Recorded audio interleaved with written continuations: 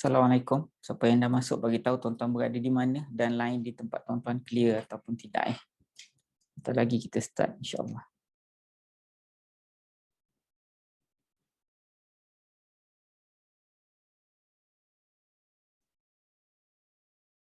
Silakan tuan-tuan, silakan.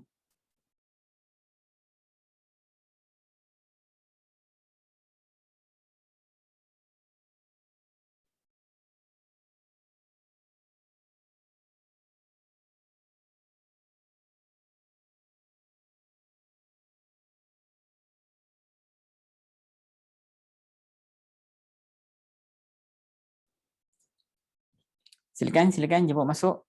Bagi tahu tuan-tuan berada di mana dan line di tempat tuan-tuan clear ataupun tidak. Insya-Allah hari ini kita baca surah Yasin ayat yang ke-62 Kita akan bahaskan surah Yasin ayat yang ke-62, sambungan daripada pengajian kita yang lepas insya-Allah. Silakan. Siapa yang ada janji dengan sahabat-sahabat di WhatsApp group, boleh bagi tahu dengan mereka lah, kata kita nak start sekejap lagi insya-Allah.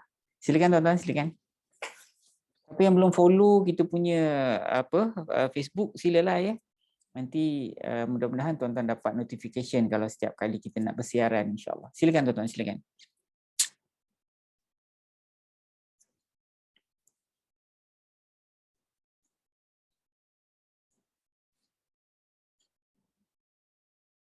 Silakan.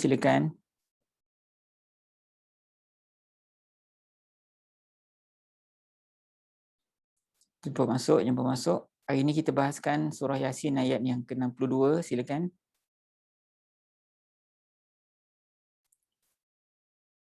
Tuan-tuan boleh masuk dalam WhatsApp group tuan-tuan, bagi tahu program kita dah nak mula. Kalau yang WhatsApp group kawan-kawan surau ke, adik-beradik ke, kawan-kawan yang suka dengan pengajian ke.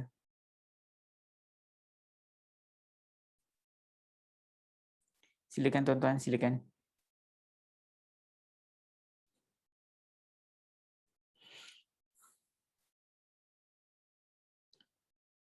Siapa yang belum follow kita punya FB, silalah ya.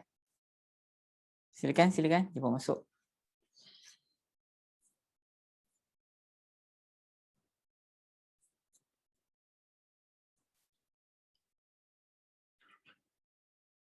Siapa yang baru mengikuti program kita kali pertama, nanti saya jelaskan format kita ya sebentar lagi insya-Allah, mudah aja. Silakan tuan-tuan, silakan.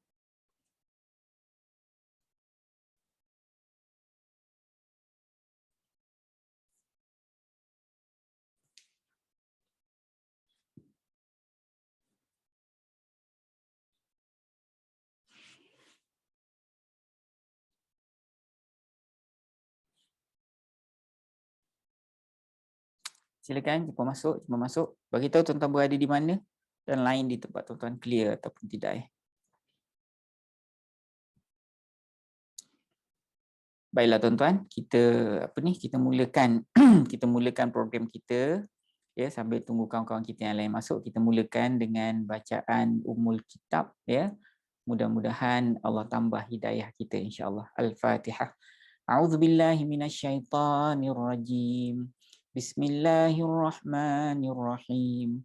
Alhamdulillahi rabbil alamin arrahmanir rahim maliki yaumiddin.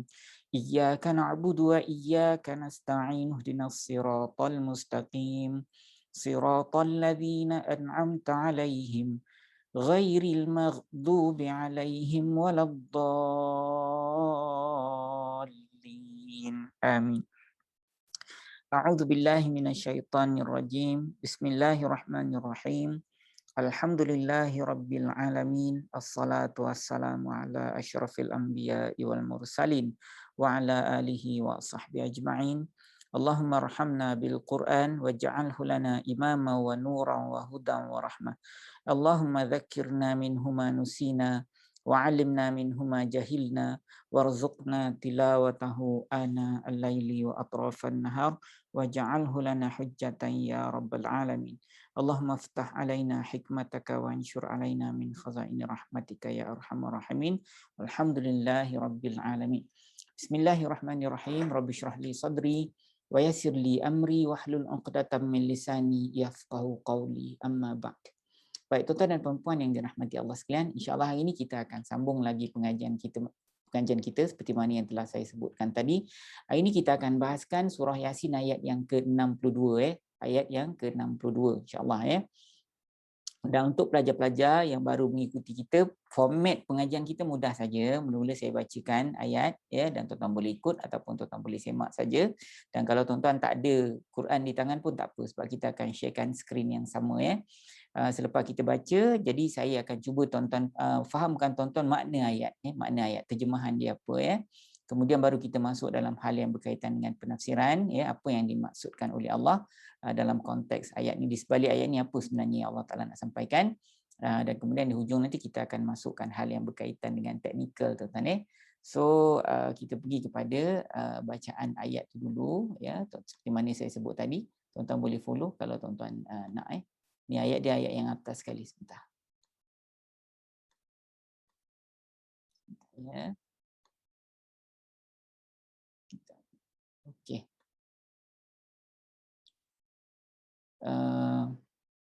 Saya besarkan sebentar ya. Ni ayat dia. Walaqad adalla minkum jibillan katsira. Okey. A'udzu billahi minasyaitonir rajim. Walaqad adalla minkum jibillan katsira. Afalam takunu taqilun. Ini ayat yang ke-62 tuan-tuan dari surah Yasin. Walaqad adalla minkum jibillan kathiran, kata Allah. Ini rangkap yang pertama. Dan sesungguhnya dia telah menyesatkan di kalangan kamu golongan yang ramai, golongan yang banyak. Sesungguhnya syaitan itu tuan-tuan, dia telah menyesatkan dia telah menyesatkan di kalangan kamu ini golongan yang ramai, ataupun golongan-golongan yang ramai ataupun banyak, golongan-golongan yang banyak. Di kalangan manusia ini tuan-tuan ada banyak golongan kan, dan banyak golongan yang telah disesatkan oleh syaitan tersebut. Afalam takunu taqilun, kata Allah. Maka tidakkah kamu ini berfikir? Adakah kamu ini tak mau berfikir tentang perkara tersebut? Itu maksud dia. Itu maksud dia. Lain sekali tuan-tuan, tengok Dan sesungguhnya memang syaitan itu dia telah menyesatkan banyak di kalangan kamu golongan-golongan. Apakah kamu tidak memikirkannya? Kamu tak tahu ke? Kamu tak pakai otak ke? Itu maksud dia. Walaqad adalla minkum jibillan katsira. Sesungguhnya syaitan itu dia telah menyesatkan ramai di kalangan kamu, golongan-golongan di kalangan kamu, banyak yang telah disesatkan oleh syaitan. Kamu ni tak fikir ke? Itu maksud dia. Okay, dalam konteks saya ini tuan-tuan dah faham dia punya terjemahan. Tapi apa penafsiran ayat ni, ataupun apa sebenarnya mesej yang Allah Subhanahu Wa Taala nak sampaikan pada kita Tuan-tuan boleh keluarkan mesej-mesej yang lain, tak ada masalah. Tapi ni apa yang saya nampak dalam konteks ayat ni tuan-tuan. Yang pertama sekali, Allah nak menegaskan kelicikan ataupun kejahatan syaitan dalam memperdaya manusia tuan-tuan. Ataupun kita boleh kata macam Allah seolah-olah macam nak mengiktiraf kejahatan si syaitan ni. Iktiraf tu maksudnya apa tahu? Bukan suka tapi dia nak kata dia ni memang terror. Dia ni memang pandai nak nyesatkan kamu. Tu maksud dia. Dia apa tu? Dia menegaskan tentang kelicikan dan kejahatan syaitan dalam memperdaya manusia. Betul tak tuan-tuan Allah Taala kata dia telah menyesatkan banyak di kalangan kaum kamu, di kalangan kamu wahai manusia. Maknanya Allah Subhanahu Taala tu nak menegaskan licik betul si setan ni, dia mampu mengalahkan ataupun dia mampu memperdaya ramai manusia. Tu maksud dia. Seolah-olah Allah Subhanahu Taala ni dia mengiktiraf memang setan ni memang jahat sungguh. Tu maksud dia tuan-tuan So maksudnya apa? Selain daripada itu ataupun di sebalik penjelasan Allah tentang kejahatan syaitan tu apa? Maksudnya Allah ni nak kita ni menjaga diri tuan-tuan. Allah Subhanahu Taala ni sebenarnya dia nak kita sungguh-sungguh kawal diri, jaga nafsu dari terjerumus dalam tipu daya syaitan ini. Sebab dia tahu syaitan ini adalah merupakan penipu yang sangat licik. Jadi bila Allah Taala cakap begitu, tujuannya ialah supaya kita jaga dirilah daripada kalau kita punya precaution tu kena lebih tu maksud dia. Kan katalah kita tuan-tuan kita bagi tahu dia tu sebenarnya penipu tu. Tujuannya apa orang cakap kita gitu. Mak kita kata jangan kawan dengan dia, jangan kawan dengan dia. Contohnya mak kita katakan dia tu suka menipu So maknanya mak kita nak kita jaga dirilah daripada ditipu oleh orang tersebut tu maksud dia. Jadi kalau Allah Subhanahu Taala bagi tahu syaitan ni dia memang penipu, dia boleh hasut kamu. Tujuannya apa? Tujuannya supaya kamu jaga dirilah, supaya jangan kamu kena tipu dengan syaitan tersebut. Yang itu maksudnya tuan-tuan. Dan selain daripada itu tuan-tuan, kita ni nak menyelamatkan diri daripada tipu daya syaitan ni tuan-tuan. Dalam konteks saya ini Allah Taala ni selain daripada berjaga diri, Allah suruh kita berlindung dengan dia lah. Allah Subhanahu Wa Taala suruh kita berlindung dengan Allah lah. Allah nak kita berlindung diri kepada Allah, ya, mohon perlindungan darinya daripada tipu daya syaitan tersebut. Sebab apa tuan-tuan? Sebab sebenarnya hanya Allah saja yang mampu lindungi kita.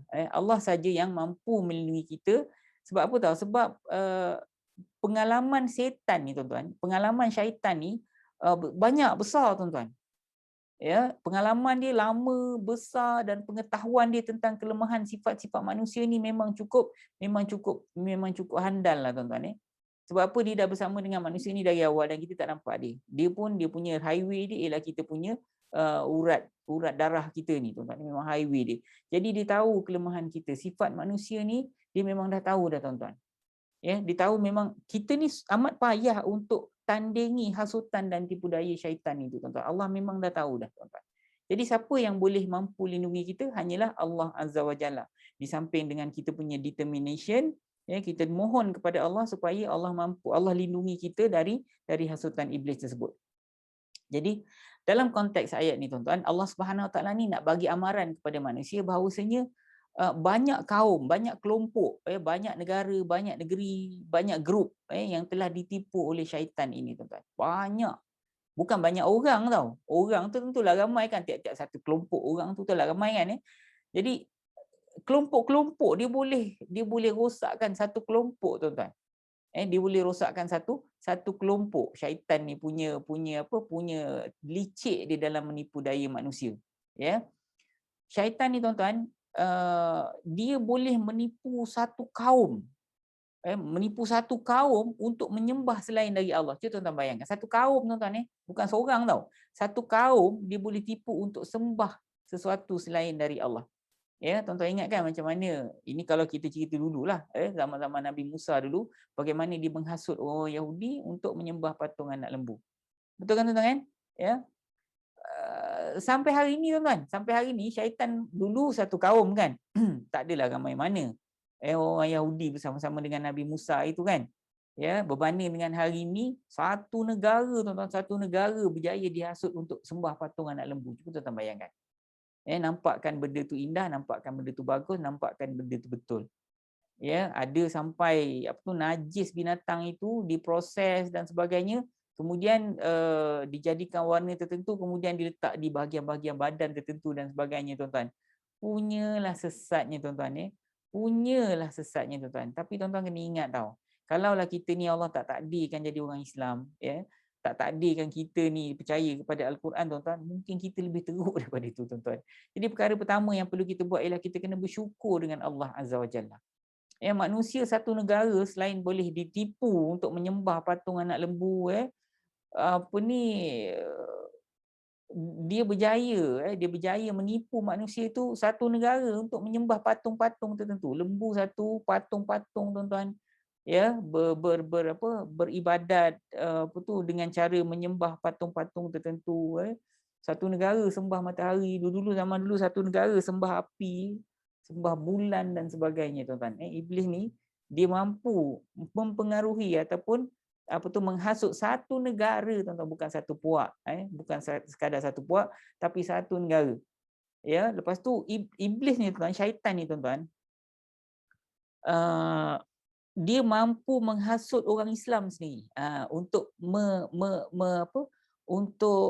melakukan ibadat-ibadat yang tidak kena dengan perintah Allah dan perintah Rasulullah SAW. Yang itu lebih bahaya sebenarnya tuan-tuan. Yang itu lebih bahaya. Itu kita panggil apa? Kita panggil dia bid'ah kan? Bid'ah. Jadi ada orang tertentu kan mandi pada hari tertentu, tanya Islam. mandi pada bulan tertentu, pada hujung bulan tertentu, di laut, di air, di tempat, di sungai yang tertentu untuk mencuci dosa, tuan-tuan. Jadi iblis nampakkan ataupun syaitan nampakkan benda tu adalah satu benda yang betul, satu benda yang bagus daripada mereka. Sebab tu tuan-tuan, paling bahaya kalau kita ni beramal tanpa kita tahu daripada mana sumber dia. Sekurang-kurangnya ambil tahulah tuan-tuan sumber apa benda yang kita amalkan ni. Dan yang paling bahaya sekali tuan-tuan apabila ada orang lain yang datang bagi tahu pada kita bahawasanya benda ni adalah satu kesesatan. Bawakan dalil-dalil daripada ayat Quran ataupun daripada ada dalil hadis yang sahih tuan-tuan. Jadi kita menolak perkara tersebut. Kita lebih cenderung untuk beramal dengan perkara yang telah kita mulakan 10, 20, 30 tahun yang lepas. Pasal sayang sangat dengan amalan ni, bila orang datang dengan hadis yang sahih pun kita tolak. Yang itu yang paling bahaya tuan-tuan. Itu sebenarnya ialah tipu daya syaitan ataupun tipu daya iblis. Jangan percaya cakap orang tu. Mana buku, mana kitab, aku nak tengok. Tapi kalau didapati dalam benda tu betul, hadis itu daripada hadis yang sahih, so kenapa kita nak tolak? Kenapa kita nak tolak? Kenapa kita nak tolak? Kadang-kadang ada orang sebelum kita yang sengaja mengada-adakan satu cerita tuan-tuan. Supaya kita apa? Supaya kita tersesat. Contohnya orang Syiah. Selepas zaman tabi'in dulu, mereka sengaja mencipta satu agama baru, iaitu agama Syiah tu tuan-tuan. Supaya apa tahu? Supaya kita terpesong daripada ajaran Islam yang sebenar. Contoh baca cerita pasal Syiah tersebut. Dan ada banyak benda-benda yang keraguan dia sangat nyata. Contohnya Rasulullah SAW keluar daripada rumah Ummu Hani contohnya kan untuk pergi berhijrah ke Madinah daripada Mekah. Sayyidina Ali tidur dekat atas katil tersebut. Sebenarnya benda tu dalilnya diragukan tuan-tuan. Dan dalil yang sahih tentang hijrahnya Rasulullah, dia bukan keluar daripada rumah Ummu Hani. Kenapa dia nak keluar daripada rumah Ummu Hani tuan-tuan? Ummu Hani ni sepupu dia, perempuan tuan-tuan. Dan kalau tengok dalam kisah tu bagaimana sesuatu yang tak sepatutnya dilakukan oleh Rasulullah SAW. Hadis yang sahih tentang perkara tersebut bukan dia keluar daripada rumah Ummu Hani, dia keluar daripada rumah Sayyidina Abu Bakar. Dia gerak daripada rumah Sayyidina Abu Bakar.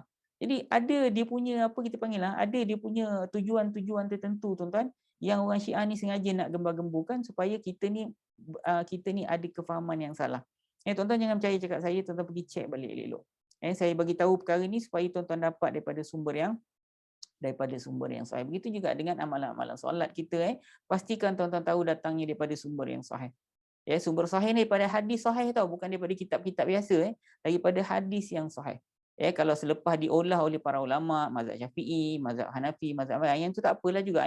Sebabnya kita make sure kita ambil daripada sumber yang sahih. Sebab ulama mazhab tu yang 4 tu kita boleh mereka diiktiraf. Tapi kalau tuan-tuan ada kesempatan untuk belajar dengan lebih jauh, tuan-tuan boleh pilih yang mana satu yang lebih tepat dengan kehendak Rasulullah, yang lebih tepat dengan kehendak Islam. Tapi kalau kita orang awam ni tak apalah, kita tengok. Kita boleh bertaklid kepada pendapat Imam Syafi'i ataupun imam-imam lain kalau kita tak ada kesempatan untuk belajar dengan lebih jauh tuan-tuan. So sebenarnya itu adalah tipu daya iblis tuan-tuan. Satu negara pun dia boleh tipu, apalah sangat kita seorang muslim seperti kita ni mudah saja dihasut oleh iblis. Jadi Allah sebenarnya mahu kita menggunakan akal fikiran dan sentiasa mencari kebenaran dari sumber yang sahih dan hujah yang benar. Tuan-tuan. Sebab kalau tuan-tuan tanya dengan orang yang menyembah ini tu, kalau tanya dia ada hujah dia mengapalah. Dia sebut gitulah, dia sebut ginilah. Kadang-kadang ada dia ambil daripada sumber Al-Quran tapi dia salah tafsirkan perkara tersebut. Itu memang problem tuan-tuan. So jangan sekadar ikut-ikut orang lain tanpa menghiraukan dalil dari sumber yang sahih berkenaan dengan satu-satu ibadat. Benda ibadat ni jangan main-main tuan-tuan. Sebab asal-asal ibadat ni kata para ulama semuanya haram.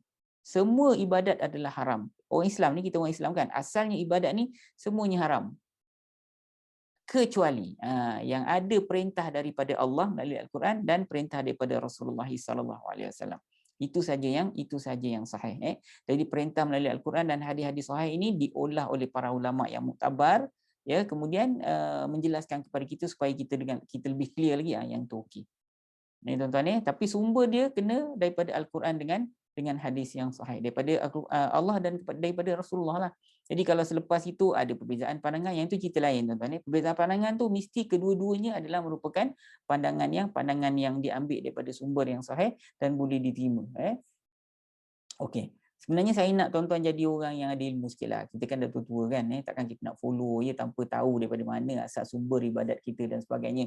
Belajarlah tuan-tuan, belajar. Ada banyak kitab-kitab dan ada banyak video-video yang tuan-tuan boleh dengar, ya, dengar berkenaan dengan tentang cari-cari ibadat Rasulullah dan sebagainya, tuan-tuan. So sebenarnya gabungan syaitan ni tuan-tuan, dia adalah yang menghasut kita dari dalam. Dia bergabung dengan yang menyediakan prasarana di luar. Itu problem dia tuan-tuan. Prasarana tu disediakan oleh syaitan-syaitan di luar daripada badan kita, tapi syaitan itu sendiri berada di dalam badan kita untuk menghasut. Jadi luar dalam ni kita ni kena serang tuan-tuan. Contohnya apa? Contohnya macam syaitan-syaitan di luar, manusia, syaitan di kalangan manusia ni ada juga tau. Jadi dia buat apa tahu? Dia sediakan prasarana lah. Contohnya macam dia sediakan platform untuk manusia ni pergi tonton cerita-cerita lucah contohnya kan. Filem-filem porno dan sebagainya kan. Itu syaitan-syaitan di luar punya kerja lah. Jadi syaitan di dalam ni dia akan hasut kita, pergi tengok dia. So kita dah tua-tua ni tak adalah berkesan sangat. Tapi kalau budak-budak yang muda yang darah tengah panas tu, so benda-benda macam tu adalah benda-benda yang mudah saja syaitan untuk menghasut dan menggoda dia. Jadi prasarana tu ada. Sebab tu saya nak cakap dengan tuan-tuan satu perkara tuan-tuan. Kita ni tak boleh semata-mata membaca tafsiran daripada para ulama yang 100 tahun, 200 tahun, 500 tahun, 600 tahun yang lalu semata-mata. Kita boleh ambilkan jadi sebagai kita punya sumber, tapi sebenarnya Quran ni kita kena tafsir ikut kehendak hari ni. Sebab 500 tahun dulu mana ada filem porno tuan-tuan? 500 tahun dulu mana ada IG, mana ada Facebook. Sekarang ni kalau tuan-tuan buka IG tuan-tuan, pasti kita akan tengok kita akan tengok apa? Aurat wanita, kita akan tengok isteri orang, kita akan tengok suami orang, kita akan tengok anak-anak orang lain. Kadang-kadang terbuka auratnya. Kalau hari inilah tuan-tuan boleh menjaga mata tuan-tuan, tuan-tuan inilah yang dikonsider sebagai wali Allah Azza wa Jalla. Wali Allah tuan-tuan kalau tuan-tuan boleh menjaga mata tuan-tuan. Tak perlu tuan-tuan nak keluar rumah. Kalau macam 100 tahun dulu nak tengok perempuan yang bukan muhrim kita kena keluar daripada rumah, tahu tak? 200 tahun dulu, 300 tahun dulu, masa televisyen tak ada lagi kan. Jadi kalau tuan-tuan nak tengok perempuan yang bukan muhrim, kena keluar dari rumah, susah tuan-tuan. Tapi hari ni tak perlu pun tuan-tuan. Tuan-tuan boleh tonton apa saja tuan-tuan nak tonton dalam bilik tuan-tuan seseorang diri pun tak apa. Betul tak tuan-tuan? Jadi ujian orang 500 tahun dahulu dengan hari ni tak sama tuan-tuan. Jadi tafsiran boleh kita baca sebagai rujukan, panduan kita, tapi sebenarnya Quran ini tuan-tuan kena masukkan ataupun adapt dalam kita punya situasi hari ini tuan-tuan. Jadi kalau Allah menyebut tentang hasutan syaitan, hasutan iblis, ramai yang telah disesatkan dia, apa yang telah syaitan lakukan pada aku hari ini? Apa syaitan tu apa keupayaan syaitan ataupun apa possibility kita akan mengikut syaitan, dari sudut mana kita akan ikut dia. Jadi kita kena ikut benda tu hari ni punya ujian dan cubaan tuan-tuan. Okey. Kuncu-kuncu mereka sediakan apa lagi tuan-tuan? Dia sediakan macam tempat-tempat berpeleseran kan tuan-tuan biasa tengok filem apa semua kan, macam mana dalam apa kita sebut sebagai tempat-tempat bersukaria budak-budak muda kan. Di zaman-zaman kita muda-muda dulu dipanggil disco kan, disco. Sekarang ni saya tak dengar lagi perkataan disco. Zaman kita disco kan. Lepas tu ada lagi dia panggil klub-klub dangdut klub-klub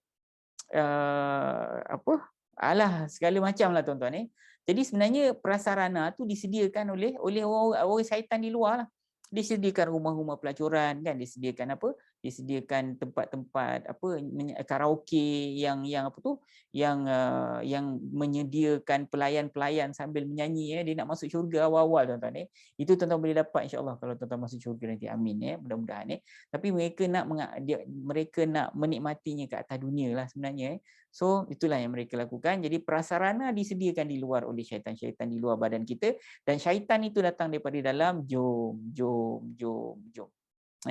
kita pergi. Tapi tuan-tuan, saya nak sebutlah barangkali ada pakcik-pakcik dan kakak-kakak yang ada dekat dalam yang menonton video ni, perkara lepas tu sudahlah tuan-tuan. Mungkin kakak-kakak, acik-acik dulu muda-muda pernah tak pakai tudung, buka aurat, maksudnya rambut orang boleh nampak. Ataupun pakcik-pakcik dulu kita tak tahu apa pakcik-pakcik buat. Pakcik buat apa dulu muda-muda. Macam-macam kan. Tapi jangan cerita kat orang, simpan elok-elok. Allah tutup aib kita. Jadi kita jangan buka tuan-tuan. Allah dah tutup, kita pergi buka buat apa? Betul ke tidak? Jadi apa yang perlu kita buat ialah bertaubatlah, istighfar dan taubat. Tuan-tuan tahu tak apa makna istighfar dan taubat? Istighfar ni ialah kita boleh lakukan pada bila-bila masa, walaupun perbuatan itu kita masih lakukan lagi. Tuan-tuan boleh pesan ataupun bagi tahu kepada orang yang datang bertanya dengan tuan-tuan. Katalah orang tu tak boleh tinggalkan satu perbuatan maksiat, apa saja maksiatlah. Mungkin dia berzina, mungkin dia minum arak dan sebagainya kan, ataupun menonton filem-filem yang tak senonoh kan. Jadi dia sebenarnya jangan lupa untuk istighfar. Dia boleh istighfar pada waktu tersebut walaupun dia masih belum boleh meninggalkan perkara itu. Mudah-mudahan dengan berkat istighfar itu Allah Ta'ala menutup hati dia untuk meneruskan perbuatan itu nanti. Tapi kalau taubat ni lain tau. Taubat ni ialah tuan-tuan berhenti terus. Ya Allah, aku bertaubat mulai daripada hari ini, aku tak akan lakukan perkara ini. Aku tak akan berjudi lagi contohnya. Jadi bertaubat tu kena berhenti terus. Tapi kalau tuan-tuan berhenti, tapi tiba-tiba ada satu event yang menyebabkan tuan-tuan tak boleh elak ataupun tuan-tuan tak mampu nak tahan, tuan-tuan lakukan semula perbuatan itu. Contohnya zina ke arak ke kan. Tuan-tuan taubat lagi. Kita ada Allah dekat atas tu yang maha pengampun tuan-tuan. Syarat dia, taubat tuan-tuan tu mesti kena ada 3 syarat. Yang pertama, tuan-tuan tuan-tuan betul-betul menyesal dengan perbuatan tuan-tuan tu. Yang kedua, tuan-tuan betul-betul mohon ampun daripada Allah SWT. Yang ketiga, tuan-tuan betul bertekad untuk tak nak lakukan perkara tersebut lagi. Tiba-tiba kita ni manusia biasa tuan-tuan. Allah memang tahu dah. Kemudian kita terjebak lagi dengan perkara tersebut. Apa yang perlu kita buat? Taubat lagi tuan-tuan. Taubat lagi. Jangan putus asa. Ini saya bagi tahu ni bukan untuk tuan-tuan ni. Untuk tuan-tuan sampaikan kepada orang yang datang bertanya. Mungkin kawan-kawan, mungkin jiran tetangga atau mungkin anak-anak kita tak tahu datang jumpa ayah. Macam mana nak buat ayah? Saya ni suka sangat berjudi contohnya kan. Jadi itulah yang boleh tuan-tuan sampaikan pada dia. Jangan marah tuan-tuan. Sebab Firaun tu yang jahat itu pun bila Nabi Musa nak pergi berdakwah dekat dia, Allah Taala kata bagi tahu dengan lembut. So gunakan kelembutan itu tuan-tuan. Jangan kita haram tak boleh. Kita sebenarnya jadi ustaz tak boleh jadi macam tu tuan-tuan. Kita mengharamkan benda tu macam tak ada Allah dekat atas tu yang maha pengampun tuan-tuan. Macam kita pula yang nak menjatuhkan hukum. Tak boleh macam tu tuan. Dia ada kelembutan dalam kita melakukan dakwah ini. Bukan kadang-kadang orang perkataan dia lembut. Tapi apa yang disebut tu sangat keras. Bukan maksud saya sebutan tu lembut. Tapi kita kena berhukum tu dengan lebih memahami situasi ataupun orang. Contoh tuan-tuan, orang tak pernah semayang. Orang tak pernah semayang baru datang jumpa dengan kita, kakak saya ni tak pernah semayang kak. Lepas tu kita pun kata kamu ni masuk neraka satu waktu kamu tinggal sekian-sekian banyak kamu masuk dalam neraka. Sabarlah. Ataupun orang tu baru nak start semayang, kamu semayang maghrib dulu kak. Semayang maghrib dulu. Kalau ada adik-adik semayang maghrib ataupun ajak dia pergi suara. Tak apalah, maghrib dulu. Lepas tu bila dia semayang maghrib, dia rasa syok tu dia akan semayang isyak. Begitulah seterusnya tuan-tuan. Kalau orang minum arak, hari-hari nak kena minum 1 botol. Contohnya jumpa dengan tuan-tuan, macam ni saya nak berhenti minum arak. Okey, hari ni kau minum 1 botol kan? Okey. Kalau kau nak berhenti terus, nanti kau susah sebabnya kita akan jadi lebih teruk nanti lepas tu. Jadi instead of 1 hari minum 1 botol, minumlah 3 hari sebotol. Lepas tu lama-lama minumlah seminggu sebotol. Lepas tu minumlah sebulan sebotol. Lepas tu memang tak adalah, dia akan berhentilah. Samalah macam benda-benda lain tuan-tuan. Kita ni tak boleh terlampau ideal sangat tau. Kita terlampau ideal sangat ni susah orang nak follow tuan-tuan. Samalah macam para ustaz ni kadang-kadang dia cerita macam mana para ulama dulu ataupun para sahabat ni tuan-tuan sembahyang daripada malam sampai subuh tuan-tuan. Lepas tu kita ni baru je dapat dakwah, tiba-tiba kita nak buat macam mana dibuat oleh para ulama dulu. Sabarlah, boleh bukan tak boleh, tapi dia ada tahap-tahap dia. Dia ada tahap. Sembahyang tahajud pun tak pernah, tiba-tiba nak start buat malam sampai ke pagi. Jenuhlah, itulah kali pertama buat dan itulah kali terakhir nanti. Problem So buatlah 3 rakaat dulu. Tuan-tuan tahu tak? Allah Taala iktiraf orang yang semayang dengan 10 ayat je baca dalam tahajud dia, dalam tahajud 10 ayat je tuan-tuan baca pun Allah Taala dah iktiraf orang tersebut. Ialah orang yang taat ataupun orang yang tidak hatinya tidak lalai. So 10 ayat je tuan. 10 ayat ni apa tuan-tuan? Rakaat pertama baca lebih kurang ayat yang ada 5 ayat. Rakaat kedua baca lagi ayat surah-surah yang ada 5 ayat pun dah cukup dah kan, banyak kan. So ikutlah peringkat dia, bila dah sedap nanti tambah, bukan kita terus nak beramal dengan macam tu. So syaitan ni tuan-tuan, dia memang senang menghasut kita, betul, yang itu kita tak nafikan, dia senang menghasut kita tuan-tuan. Tapi walaupun begitu kita ada Allah untuk kita mintakan pertolongan dari Allah. Okey. Macam saya sebut tadi, kuncu-kuncu sediakan tempat prasarana lah untuk buat maksiat. Tapi syaitan datang daripada dalam untuk menghasut manusia tersebut. Sebab tu Allah Ta'ala kata syaitan ini musuh kamu yang nyata dalam ayat sebelum kan. Innahu lakum aduun mubin, kata Allah Ta'ala kan. Sebenarnya kalau kita tanya dengan orang yang terlibat dengan dosa-dosa tu tuan-tuan, dengan kesalahan itu, tanya dengan dia, tahu tak benda tu merupakan satu dosa? Pasti dia orang tahu tuan-tuan. Sebab apa? Mana ada orang tak tahu zina, arak, judi itu satu dosa. Tapi sebab kelicikan iblis tu, kelicikan syaitan itu menghasut mereka, menyebabkan mereka tergoda untuk melakukan perbuatan tersebut. Ya, sebab tu Allah Subhanahu Wa Taala, Allah Taala sebut di hujung ayat ni Allah samakan orang ni, lebih kurang macam tu maksud dia tuan. Allah samakan orang yang mengikut hasutan iblis ni tuan-tuan, ialah orang yang tak berakal. Adakah kamu tak ada otak ke? Tu maksud kalau bahasa kasar kita. Kamu tak ada otak ke? Afalam takunu taqilun? Apakah tidak kamu ini berfikir? Maknanya kamu tak ada otak ke? Tak boleh fikir ke? Sebab apa? Sebab perbuatan yang kita buat tu dapat seronok sekejap, tapi lepas tu suffer dia lama. Suffer dia lama. So tuan-tuan, banyak benda yang kita boleh ambil dalam konteks saya ni. So mudah-mudahan tuan-tuan dapatlah sesuatu, tuan-tuan dapat sesuatu, dan mudah-mudahan boleh membantu tuan-tuan untuk bantu menyelesaikan masalah orang lain yang datang bertanya kepada tuan-tuan. Jom kita tengok secara teknikal apa yang boleh kita ambil dalam konteks ayat ini tuan-tuan ya. Kita ambil rangkaian yang pertama dulu ya. Walaqad adalla minkum jibillan kathiran ya. Okey. Kalimat yang pertama ialah wa. Ya, kalimat yang pertama ialah kalimat wa. Saya pernah sebut pada tuan-tuan, waw ni ada 5 jenis. So waw yang kita jumpa dekat dalam ni ialah waw penyambung cerita, waw ataf.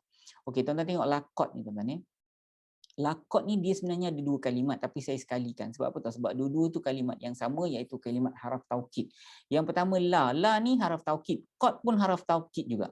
Jadi tuan-tuan bayangkan ni, kalau Allah Subhanahu Wa Taala gunakan 2 kali haraf penegasan tuan-tuan. 2 kali haraf penegasan. Sesungguhnya memang pasti. Sesungguhnya memang sungguh. Maksudnya 2 kali tuan-tuan Allah Taala gunakan taukid, maknanya benda tu sungguh-sungguhlah. Saya ni sememangnya, sesungguhnya kan, taukid maknanya penegasan sungguh. Kan dia okey, saya nak bagi tuan-tuan contoh yang tak pakai taukid, yang pakai sekali taukid dan pakai 2 kali taukid. Yang tak pakai taukid, aku ni dulu seorang tentera. Sudahlah. Okey, tuan-tuan faham juga maksud dia kan, tapi tidak ada penegasan itu. Kalau sesungguhnya saya ini seorang tentera. Nampak? Ini kalau pakai sesungguhnya dah ada sekali taukid. Tapi cuba tuan-tuan bayangkan 2 kali taukid.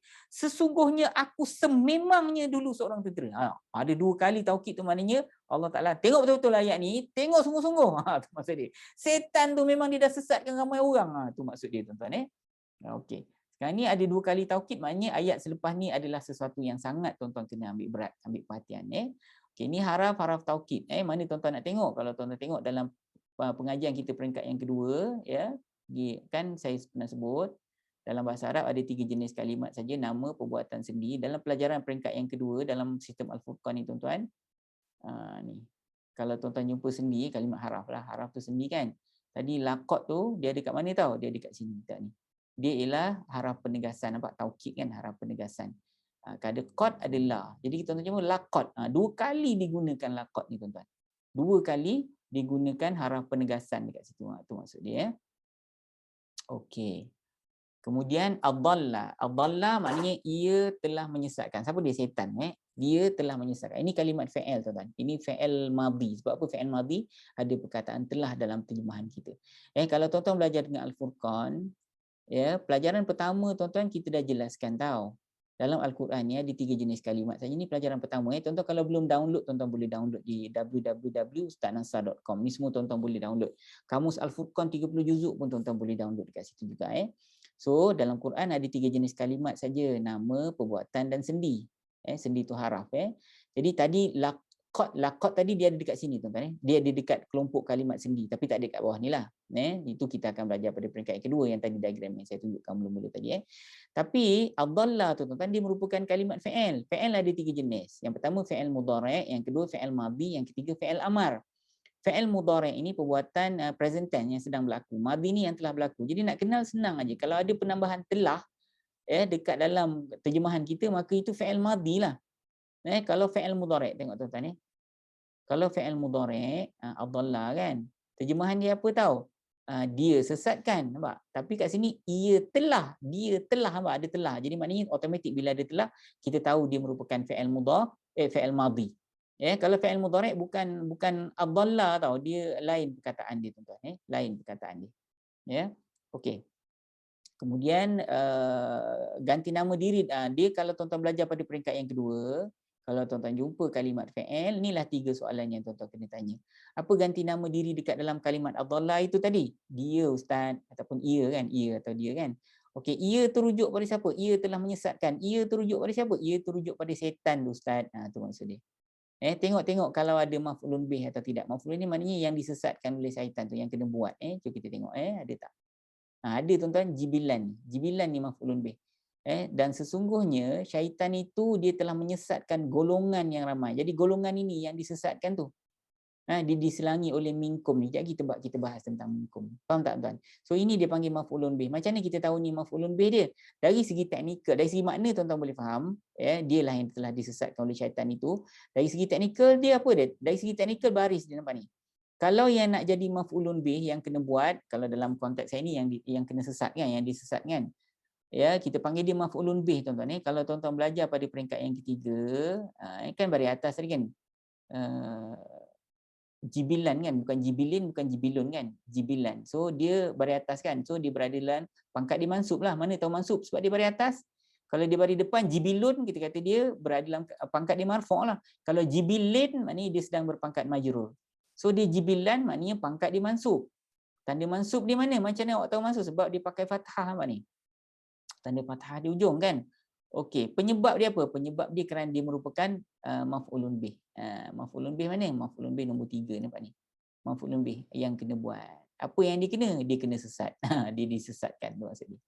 Faham tak? Itu kaedah bahasa Arab bagaimana ia berfungsi tuan-tuan So jibilan tu tadi Okey, tadi kita dah adalla kan, ia telah sesatkan kan. So ni fi'il, settle tuan-tuan ganti nama diri dekat dalam ni ialah ia rujuk pada setan dan maf'ulun bihnya ada iaitu jibilan. Okey, minkum ada 2 kalimat. Min maknanya dari, So ini kat sini di antara ataupun dia telah menyesatkan di antara kamu. Sebenarnya min ni maknanya dari kamu. Jadi kita letak di antara ini supaya tuan-tuan lebih mudah faham untuk dari sudut makna dia. So min merupakan kalimat sendi tuan-tuan, dia haraf jar. Kum kamu, kamu ni ialah kalimat isim Dalam Quran kan 3 jenis kalimat, isim, fi'il, haraf. Kum ni ialah kalimat isim. Tapi isim yang ada gelaran dan fungsi dan gelarannya ialah isim ganti nama diri tuan-tuan So jibilan tadi kita dah bahas kathiran. Ni 2 isim berpasangan, ni pasangan mausuf dan sifat tuan-tuan. Ataupun dipanggil na'at dan man'ud. Ada juga disebut panggil na'at dan man'ud. Tapi dalam sistem Al-Furqan kalau tuan-tuan belajar, tuan-tuan ni mula-mula tuan-tuan akan kenal dia sebagai zat dan sifat lah. Tuan-tuan nak belajar bahasa Arab Al-Quran tuan-tuan pergi ke mudah aja bahasa Arab ni tuan-tuan. Senang sangat bahasa Arab ni Tapi tuan-tuan kena belajar ikut tingkat dia satu-satu tuan-tuan. Kalau tuan-tuan nak belajar daripada awal, tuan-tuan pergi ke 0195199000, tuan-tuan type saya berminat So nanti tuan-tuan akan dibantu oleh admin Al-Furqan macam mana nak join kelas, macam mana nak register dan sebagainya. Mudah tuan-tuan bahasa Arab ni, tak ada masalah. Saya jelaskan yang secara sepintas lalu pun tuan-tuan senang faham apatah lagi kalau tuan-tuan belajar secara formal dengan kami insya-Allah. Saya sendiri sebenarnya yang akan bimbing tuan-tuan insya-Allah. Afalam takunu taqilun. Adakah ni kalimat haraf juga, haraf tanya. Fa maka ni kalimat haraf juga. Tuan-tuan tahu 3 kalimat berasingan ni. Kalau kita sekalikan warna dia, samakan warna dia, tentu tuan-tuan tak tahu. Kan sebab kita pisahkan warna terus tuan-tuan tahu ustaz ni 3 kalimat yang berasingan. Ni ialah kalimat haraf ataupun sendi gelarannya ialah haraf tanya. Fa maka ini haraf juga iaitu haraf penyambung cerita. Lam tidak pernah. Ini merupakan haraf juga iaitu haraf nafi. Tiga-tiga tuan-tuan boleh jumpa. Pada peringkat yang kedua tu tuan-tuan akan tahu kat sini kan. Tu letaknya kat mana? Tu letaknya kat sini, dia haraf tanya pak. Kat sini pak. Haraf tanya. Fa letak kat mana ustaz? Fa tu dia haraf juga, dia haraf penyambung cerita kat sini pak. Fa. Lam letak kat mana ustaz? Lam tu letaknya dekat sini haraf nafi nampak ni. Jadi semua tuan-tuan akan tahu. Tuan-tuan akan diajar satu persatu sampai tuan-tuan kuasai perkara tersebut insya-Allah Kalau tuan-tuan belajar dengan sistem Al-Furqan, kita boleh belajar secara sistematik dan sebagainya. Takunu kamu menjadi, ini merupakan kalimat fi'il mudhari', taqiluna. Taqiluna ni merupakan kalimat fi'il juga fi'il mudhari'. So apa ganti nama diri dalam fi'il takunu kamu. Kamu rujuk pada siapa? Kamu rujuk kepada manusia semua sekali. Taqiluna juga merupakan kalimat fi'il, iaitu fi'il mudhari', ganti nama diri kat dalamnya apa? Kamu. Kamu rujuk pada siapa? Kamu rujuk kepada manusia semua sekali. Adakah kamu tidak berfikir kan? Afalam takunu taqiluna, afalam takunu, adakah kamu takunu, kamu menjadi, taqiluna, tidak berfikir? Tidakkah kamu menjadi orang yang berfikir, tu maksudnya. So tuan-tuan, terima kasih atas perhatian. Ya, siapa yang belum share boleh share supaya ramai lagi orang lain yang boleh mendapat manfaat daripada program kita, dan siapa yang nak ikuti pengajian bahasa Arab Al-Quran dengan menggunakan sistem Al-Furqan secara sistematik dan berjadual, sila ke nombor yang tertera itulah yang banyak kali kita keluarkan di 0195119000. InsyaAllah tuan-tuan akan faham ayat-ayat yang tuan-tuan baca. Ya. Terima kasih atas perhatian dan kita jumpa lagi di lain kesempatan. Assalamualaikum warahmatullahi wabarakatuh.